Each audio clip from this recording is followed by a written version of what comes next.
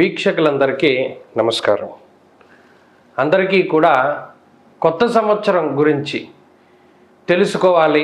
కొత్త సంవత్సరం దగ్గర నుండి జాతకం ఏమైనా మారుతుందా, సంవత్సరం మారింది కాబట్టి పడే కష్టాలు బాధలు తగ్గుతాయా, ఎలా ఉంటుంది అనేటువంటి దాని మీద చాలా క్యూరియాసిటీ ఉంటుంది. అయితే ఈ ఉగాదికి సంబంధించినటువంటి ఫలితాలు ఆల్రెడీ మన ఛానల్లో మనం దీన్ని వేయడం జరిగింది. చాలా అశేషమైనటువంటి ప్రజాదరణ దానికి లభించింది. దానికి మీ అందరికీ కూడా కృతజ్ఞతలు తెలుపుకుంటూ ఇప్పుడు చాలా క్లుప్తంగా ఈ ఉగాది దగ్గర నుండి ఏ 5 రాశుల వారికి విశేషమైనటువంటి ఫలితాలు ఈ సంవత్సరం ఉండబోతూ ఉన్నాయి, అంటే మనకున్నటువంటి 12 రాశుల్లో టాప్ 5 ఏది ఆక్యుపై చేస్తాయి ఆ స్థానాల్ని అనేటువంటి విషయాన్ని, గ్రహాల యొక్క స్థితిగతులు, మరీ ముఖ్యంగా దీర్ఘ సంచార గ్రహాల యొక్క స్థితిగతుల ఆధారంగా గోచార ఫలితాలని దృష్టిలో పెట్టుకుని చంద్రలగ్నాత్తు అనగా రాశి ప్రకారంగా చూసేటువంటి రాశి ఫలితాల్లో మనం ఇప్పుడు ఈ వీడియోలో అన్నీ తెలుసుకుందాం. ముఖ్యంగా టాప్ 5 కేటగిరీస్ని కనుక మనం చూసుకున్నట్టయితే అందులో ఫస్ట్ ప్లేస్లో మొట్టమొదటి రాశి అయినటువంటి మేషరాశి ఉంటుంది. కారణం ఏమిటి అంటే 3 దీర్ఘ సంచార గ్రహాలలో 2 గ్రహాలు అనుకూలంగా ఉండేటువంటి రాశి మేషరాశి. అందుకని ఈ మేషరాశి వారు గురువు యొక్క అనుకూలత, అలాగే శనేశ్వరుని యొక్క అనుకూలత వల్ల టాప్ ప్లేస్లో ఉన్నారు. అయితే ఈ 2 గ్రహాల అనుకూలత ఉన్నా కూడా వ్యయరాహు ఉన్నారు కదండి, మరి ఆయన ఇబ్బంది పెడతారు కదా అని చెప్పి చాలామందికి అనుమానం వస్తుంది. అయితే ఆ ఫలితాలని మనం మరి కాసేపట్లో ఈ వీడియోలోనే తెలుసుకుందాం. ఈ టాప్ 5 కేటగిరీని మనం చూస్తే వాళ్ళు ఏ విధంగా టాప్ 5లో ఉన్నారు అనేటువంటి విషయం మనకి తెలుస్తుంది. ఇక సెకండ్ పొజిషన్ని ఆక్యుపై చేసుకున్నటువంటి రాశి ఏదైనా ఉంది అంటే అది కన్యా రాశి. మేషం తర్వాత అదే స్థాయిలో అదే సంఖ్యలో దీర్ఘ సంచార గ్రహాలు అనుకూలిస్తూ ఉన్నటువంటి రాశి కన్యా రాశి. కన్యా రాశి వారికి భాగ్యగురుని యొక్క అనుకూలత ఉంటుంది. షష్ఠ స్థానంలో శనేశ్వరుని యొక్క అనుకూలత ఉంటుంది.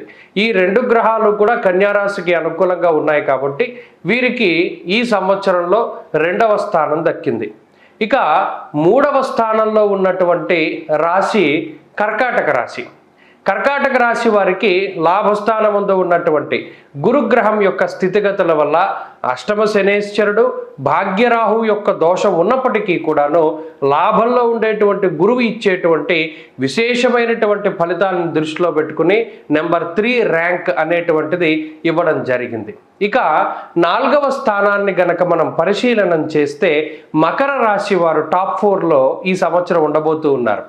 ఏలినాటి శని ఉన్నప్పటికీ ఈ రాశి వారికి 5వ స్థానం పుత్రాన్ బుద్ధిం పూర్వపుణ్యం చ పుంసాం మంత్రాం నీతిం మానసం మంత్ర విద్యాం అన్నారు.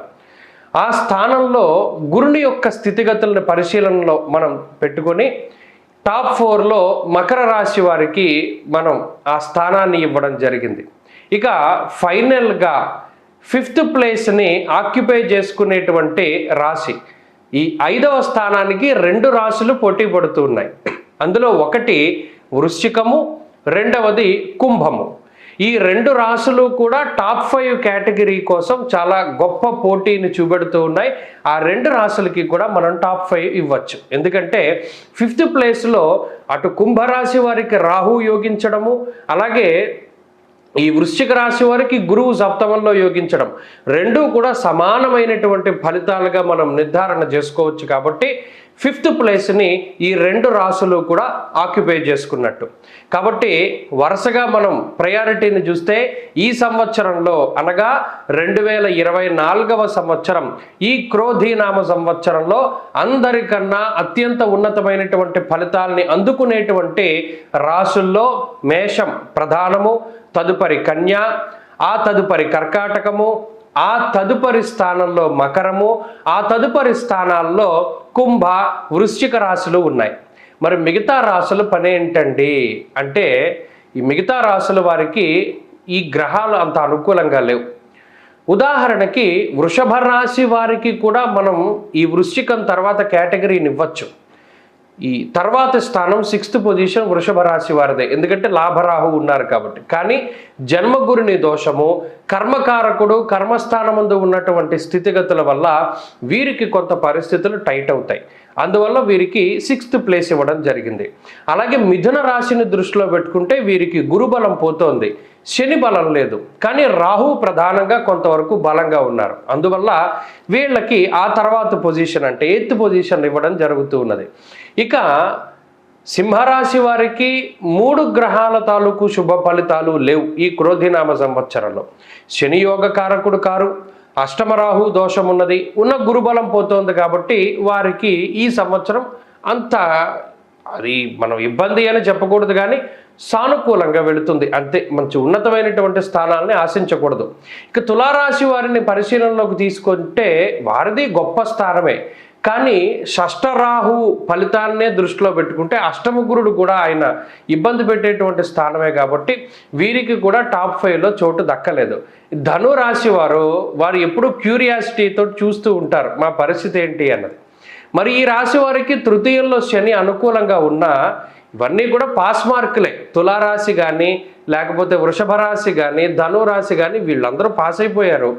వాళ్ళు ఈ శని అనుకూలత రాహు అనుకూలతల వల్ల వాళ్ళకేం లోటు ఉండదు, కానీ టాప్ 5లో మాత్రం వీళ్ళకి ప్లేస్ ఉండదు. ఇక మీనము సింహము అనేటువంటి ఈ 2 రాశుల్ని మనం ఈ సంవత్సరం చాలా స్ట్రెస్ చేసి చూడాలి.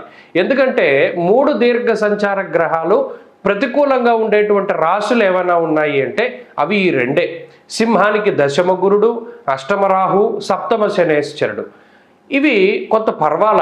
కానీ మీనం యొక్క పరిస్థితి చూస్తే జన్మరాహువు, ఏలినాటి శని, 2 సంవత్సరాలు గురుబలం లేకపోవడం, ఇలా అటు సింహము ఇటు మీనము ఈ 2 కూడా కొంత చాలా చివరి ప్లేస్ని ఆక్యుపై చేశాయి.